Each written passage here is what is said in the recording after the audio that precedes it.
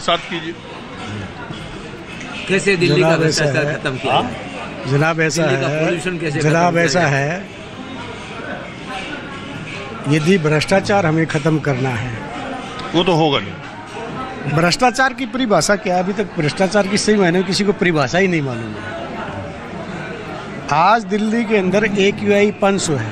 अच्छा, आज दिल्ली के अंदर जो पोल्यूशन का AQI जो है वो 400 अबव है। ये आग जल रही है अलग, आग, मौसम भी, सांस लेना मुश्किल। तो क्या हमने कभी इस पे विचार किया है कि हमारी आने वाली जनरेशन पे क्या होगा? अब सरकार कहती है मेरी क्या जिम्मेवारी है। मैं कह रहा हूँ यमुना नदी के अंदर 44 सीवरेज टोटल दिल्ली का उसके अंदर जा रहा है। क्या उसका कभी भी सॉल्यूशन सरकार ने किस वाली सरकार? सब दिल्ली, देखिए दिल्ली के अंदर, मैं दिल्ली की बात करता हूँ, इंडिया तो बाद में बात करेंगे। नहीं तो इसके लिए आप केजरीवाल सरकार की बात कर रहे हैं या कुछ मोदी सरकार पर भी है हिसाब? अब ऐसा है, देखिए दिल्ली के अंदर भारत सरकार ने या हमारे टैक्स का पैसा मेरे ख्याल से 6 से 8 हज़ार करोड़ रुपया चला गया, और 6 से 8 हज़ार करोड़ रुपया जा कर के भी हम जो 44 नाले हैं उनको यदि डाइवर्ट नहीं कर पाए पिछले 10 साल में, पीछे 15 साल सरकार रही, उसमें बीच में माफ़ करना थोड़े टाइम बीजेपी की शायद सरकार रही, हम इतने साल में यदि नहीं कर पाए तो जिम्मेवारी क्यों लेती है सरकार? वो कहती भैया हमारे बस का नहीं, दीजिए ना सामाजिक संस्थाओं को। माफ़ करना, मैं महाराजा अग्रसेन हॉस्पिटल जो है उसका फर्स्ट फाउंडर्स में से हूँ। आज हॉस्पिटल तो हमारा भी चल रहा है, 2000 बेड हैं टोटल। वो तो बहुत ज़बरदस्त चलता है। हमने मेडिकल यूनिवर्सिटी बनाई है, हमने किसी सरकार से पैसा नहीं लिया। वो सरकार, आप जैसे हमारे जैसे लोगों ने दान दिया है। टैक्स क्या है? वो भी हम दान, टैक्स को दान समझो या हमारे पे एक मजबूरी थोपना समझो, लेकिन हम देते हैं ना टैक्स, हमारा पैसा है, हमें जीने तो दो। कभी पराली को दोष दे देते हैं, कभी किसी चीज़ को दोष देते हैं। कौन कहता है पराली से पोल्यूशन होता है?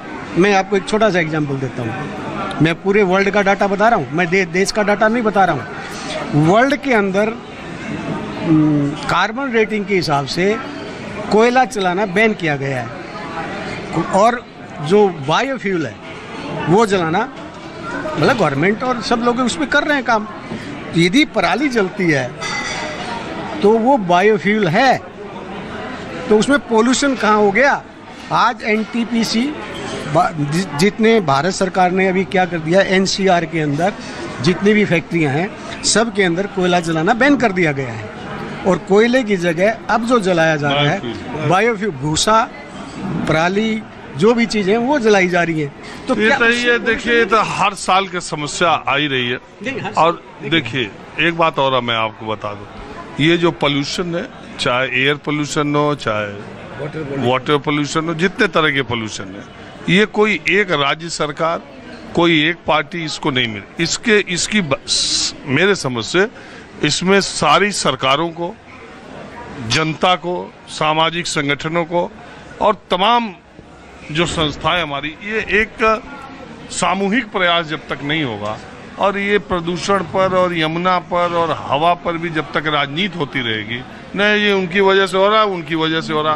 पहले जब पंजाब में दूसरे की सरकार थी तो ये कि पंजाब में पराली काट रहे हैं, हरियाणा में, अब जब पंजाब में इन्हीं की सरकार आ गई तो अब तो अलग अलग दोष नहीं, आरोप प्रत्यारोप से किसी समस्या का समाधान नहीं। मेरा कहना, मैं कह रहा हूँ राजनीतिक देखिए ना, क्या लगता है वो बीजेपी के जो प्रदेश अध्यक्ष वो कभी कम जमुना में डुबकी लगाते, मैंने उनका फोटो नहीं देखा।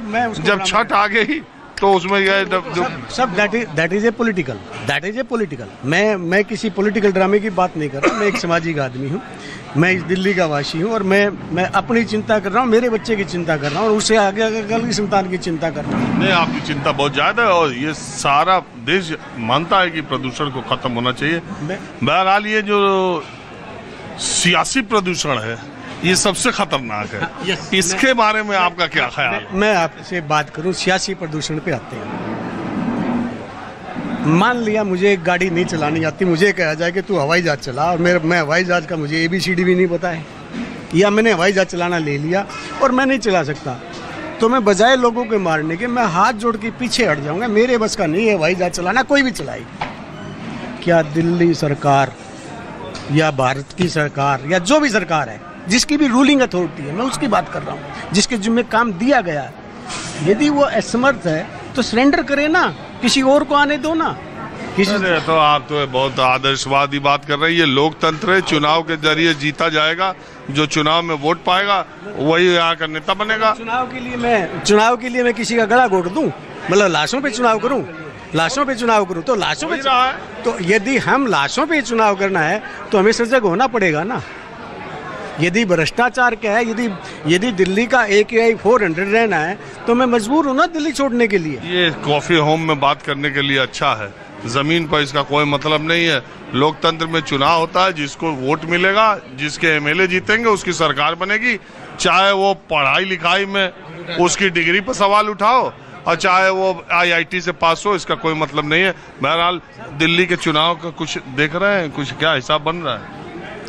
देखिए दिल्ली का जो चुनाव है, यदि हम एक निष्पक्षता से बात करें और फेयर यदि बात करते हैं, तो लोगों ने जिस उम्मीद के साथ ये सोचा था कि यार ये ईमानदारी से हमारा भला करेगा, ठीक, तो मेरे ख्याल से वो चीज़ बनी नहीं है। लेकिन यदि सर्वांगीण विकास की बात करें, देश के विकास की बात करें, तो अदर स्टेट्स में तो विकास हुआ है। देश के स्तर पर मोदी जी को जिस उम्मीद से लाया गया था उसको आप 10 साल में कैसा देखते हैं?